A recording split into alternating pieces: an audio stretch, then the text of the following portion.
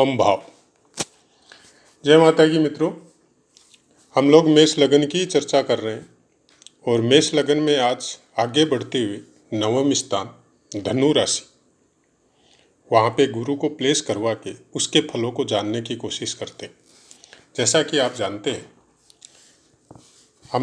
हमने एक चीज़ और भी शुरू की है। अगर आप नए हैं तो इस पाठ से पता चलेगा, अगर आप पुराने हैं तो आप सबको पता है कि राशियों के अंदर जिन जिन राशियों में जो जो नक्षत्र होते हैं उनकी भी चर्चा साथ में ही करेंगे। फिर अंश बल की बातें करेंगे और एक चीज़ और जोड़ा है हमने साथ में, नवमांश। नवमांश का महत्व है हम लोग सब जानते हैं और उसी के लिए हमने एक चीज़ और जोड़ दी इसके साथ कि कितने डिग्री पे कौन से नवमांश में वो ग्रह जाएगा। अगर धनु राशि में कोई भी ग्रह है तो वो कितने डिग्री पे है, तो जितने डिग्री पे वो है उस डिग्री के हिसाब से उसका नवमांश राशि क्या होगा। तो पहले उसी की चर्चा कर लेते हैं। फलों की बातें उसके बाद में करने से थोड़ी आसानी रहेगी, क्योंकि सबको सम्मिलित हम लोग चर्चा करते हैं। धनु राशि में, धनु राशि पृष्ठोदय राशि है, जिसमें शुरू में जब पाठ दिए थे हमने बताए थे कि कौन सी राशि पृष्ठोदय है, कौन सी शीर्षोदय है। पृष्ठोदय राशि का महत्व यही होता है कि जो भी ग्रह पृष्ठोदय राशि में बैठा होता है उसका फल उसके बाद में मिलता है। मतलब जीवन के कुछ समय बाद में या गोचरवश जब वो उस राशि में आता है तो तुरंत उसका फल प्रभावी नहीं होता है, उसके कुछ अंश मिलने के बाद में। मतलब 10, 12, 15 अंश उसका हो गया, उस समय के बाद में उसके फल एक्टिव होते हैं आपको। वैसे ही जीवन में उसके फल भी आपको आपकी 30-35 एज होने के बाद में ही आपको उसके फल दृष्टिगोचर होंगे। अगर पृष्ठोदय राशि में बहुत योगकारक त्रिकोण में बैठे हैं तो कुछ अच्छे फलों की प्राप्ति होती है, ऐसी बात नहीं है नहीं होती है, लेकिन पृष्ठोदय राशि होने की वजह से उसके फल आपको पूर्ण फल जो मिलना है वो देरी से मिलेंगे। चलिए आगे बढ़ते हैं। धनु राशि में मूल नक्षत्र के चारों चरण आएंगे जिनका स्वामित्व केतु देव को प्राप्त है। उसके बाद में पूर्वाषाढ़ा नक्षत्र के चारों चरण आएंगे। पूर्वाषाढ़ा नक्षत्र का स्वामित्व शुक्र देव के पास है। और फिर उत्तराषाढ़ा नक्षत्र का एक चरण, पहला चरण आएगा जिसका स्वामित्व सूर्य देव के पास है। यहाँ पे सूर्य, शुक्र और केतु तीनों के साथ ही गुरुदेव की कोई शत्रुता नहीं है। इनके साथ, सूर्य के साथ तो जैसे हम लोग अपनी भाषा में बोले जो क्लोज फ्रेंडशिप है, राजा और गुरु का यहाँ पे इनका संबंध है। शुक्र के साथ समकक्ष है क्योंकि दोनों ही गुरु है। और केतु को जनरली गुरुदेव पसंद करते हैं, केतु भी गुरुदेव को पसंद करते हैं और उनका फल भी केतु के नक्षत्र में होने से गुरुदेव का फल भी बहुत अच्छा रहता है। तो अब आगे बढ़ते हैं। अंश बल, क्योंकि विषम राशि है तो पहले 6 अंश तक बाल्यावस्था में रहेंगे, उसके बाद में 6 से 12 अंश तक कुमारावस्था में, और फिर 18 अंश तक युवा अवस्था में, और 24 अंश तक वृद्धावस्था में, फिर 24 से लेकर 30 अंश तक मृतावस्था में रहेंगे। तो कोई भी ग्रह अपने अंश बल के अनुसार, वो युवा है तो युवा की तरह फल देगा, वो वृद्ध है तो वृद्ध की तरह फल देगा, वो बाल्यावस्था में है तो बाल्य अवस्था की तरह फल देगा। लेकिन ये सब बातें पुस्तकों की है, श्लोकों की है। जब आप अभ्यास में इसका फल देखने जाएंगे तो आपको बहुत कुछ चेंजेज मिलेगा, क्योंकि लग्न कुंडली का अंश अपने आप में बहुत बड़ा महत्व रखता है कि आपकी लग्न कुंडली कितने अंशों की है। उसके हिसाब से अगर आप ग्रहों के अंशों को उसके समकक्ष पाएंगे तो पूर्ण फल प्राप्त होगा आपको। उसके बाद में नवमांश की बात कर लेते हैं। गुरुदेव अगर धनु राशि में 3.20 डिग्री तक है तो मेष नवमांश में रहेंगे, फिर 6.40 डिग्री तक वृष नवमांश में, फिर 10 डिग्री तक मिथुन नवमांश में, 13.20 डिग्री तक कर्क नवमांश में, और 16.40 डिग्री तक सिंह नवमांश में, और 20 डिग्री तक कन्या नवमांश में, 23.20 डिग्री तक तुला नवमांश में, और 26.40 डिग्री तक वृश्चिक नवमांश, और 30 डिग्री तक धनु नवमांश। इसका मेरा लिखा हुआ ये पन्ना भी मैं इसके साथ वीडियो के साथ सेट कर दूंगा। आप इसका स्क्रीनशॉट ले सकते हैं इसको बड़ा या कोई नोटिंग करके रखना चाहते हैं तो नोटिंग कर सकते हैं। नवमांश का कुंडली में बहुत बड़ा महत्व होता है कि आपका गुरु अगर भाग्य स्थान में बैठा है मेष लग्न में तो इनके बहुत अच्छे फल आपको प्राप्त होंगे। लेकिन अगर नवमांश कुंडली में वही अष्टम स्थान में चला गया, द्वादश स्थान में चला गया या 6 हाउस में चला गया तो उसके फलों की कुछ कमी नजर आएगी। और वैसे ही अगर गुरुदेव वहाँ पे भी आपको भाग्य में ही है, धनु नवमांश में ही है या कर्क नवमांश में है या सिंह नवमांश में है तो फिर वो बहुत अच्छे फल मिलेंगे। मतलब फिर ये सोच सकते हैं आप कि आपको लगन के अनुसार भाग्याधिपति आपको बहुत अच्छे फल देंगे। और अगर गलत नवमांश में चले गए तो उस फलों में कमी आएगी। खराब फल नहीं देंगे लेकिन कुछ कमी आएगी, अच्छे फलों को प्राप्त करने में कुछ कठिनाइयाँ नजर आएगी। अब गुरुदेव अगर धनु राशि पे मेष लगन में भाग्य स्थान में बैठते हैं तो वो सूत्र क्या लगेगा कि कारको भावनाश है, क्योंकि 9th हाउस के कारक होते हैं गुरुदेव। ये सब चीज़ें अभ्यास में आपको देखने को मिलेगी। हमारा कहना इतना ही है कि यहाँ पे वो सूत्र नहीं लगेगा, उसके बहुत से कारण हैं। पहला कारण तो ये है कि अपनी राशि पे विराजमान है।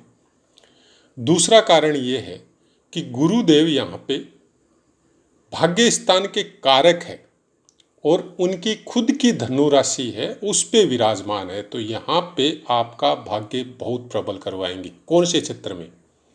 भाइयों के क्षेत्र में। भाई बहुत होंगे आपके, भाइयों का पराक्रम अच्छा रहेगा, भाइयों में आप बड़े हो सकते हैं या भाई लोग आपकी आज्ञा से काम कर सकते हैं। मतलब सब चीज़ में आपकी राय मशवरा लेके आपसे काम कर सकते हैं या करवा सकते हैं। मतलब मेल जोल बहुत अच्छा रहेगा।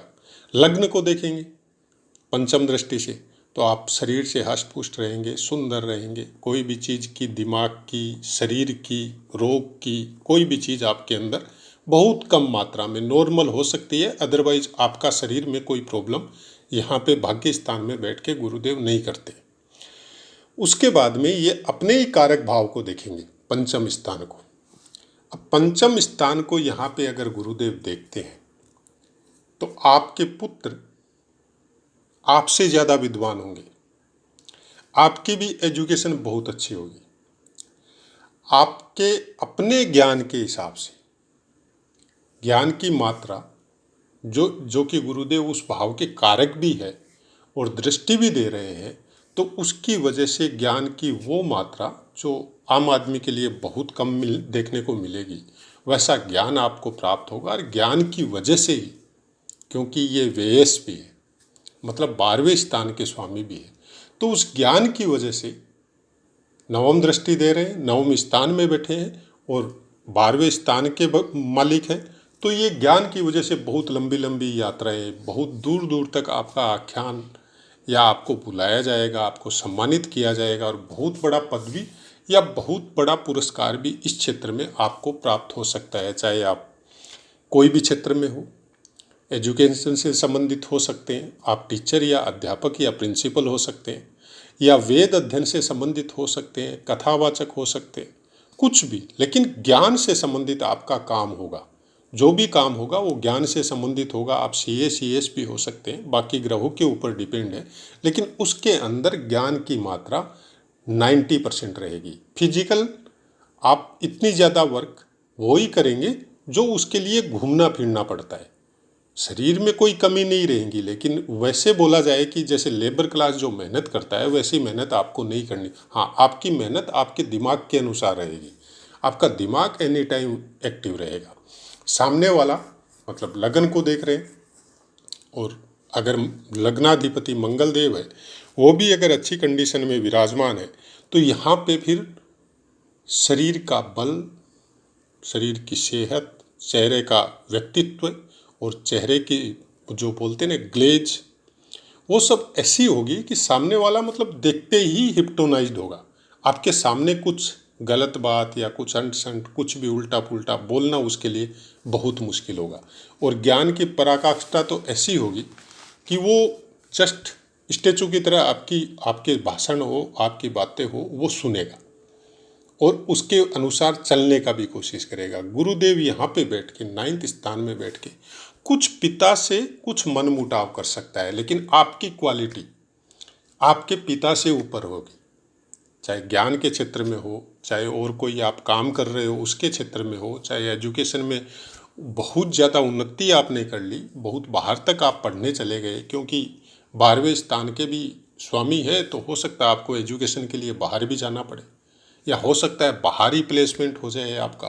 तो आपके पिता से आपकी क्वालिटी बहुत ऊपर जाएगी, लेकिन पिता से थोड़ा विचारों में मेल होना थोड़ा मुश्किल नज़र आएगा। थोड़ा बहुत पिता के साथ विचारों की वजह से कुछ प्रॉब्लम आ सकती है, अदरवाइज और कोई प्रॉब्लम नहीं आएगी। और उसकी वजह से मतलब ये बोला जाएगा कि आप माता के थोड़ा नज़दीक ज़्यादा है, पिता से थोड़ा दूर है, जबकि आपके अंदर ऐसा कुछ नहीं होगा। आप दोनों को ही बराबर ही समझेंगे। कुछ बोला जाएगा, मतलब जैसे परिवार में 2 सदस्य या 5 सदस्य रहते हैं, सबके विचार एक जैसे नहीं होते, तो उसी के अनुरूप ऐसा हो सकता है कि उनकी कुछ बातों में आपकी रजामंदी नहीं हो और आपकी कुछ बातों में उनकी रजामंदी नहीं हो। उनके विचार थोड़े अलग हो सकते हैं, आपके अलग हो सकते हैं, लेकिन कहीं भी कोई मन वाला मेल कहीं नहीं रहेगा। क्योंकि गुरुदेव वैसे भी किसी के भी साथ कैसा भी उनको वातावरण मिले, कैसी भी चीज़ें मिले, लेकिन गुरुदेव का अपना एक कारक स्वभाव है। वो किसी के साथ मन का मेल हो, किसी के साथ दुर्व्यवहार हो, किसी की प्रति कोई गलत भावना हो, तो वैसा गुरुदेव कभी भी किसी को करने नहीं देते हैं। जिसका भी गुरु बली होता है वो तकलीफ पालेंगे, सामने वाले के दुर्वचन सह लेंगे, लेकिन उसको कोई बद्दुआ या उसको कोई गाली या उसके साथ दुश्मनी निकालने का काम वैसा गुरुदेव कभी नहीं करते।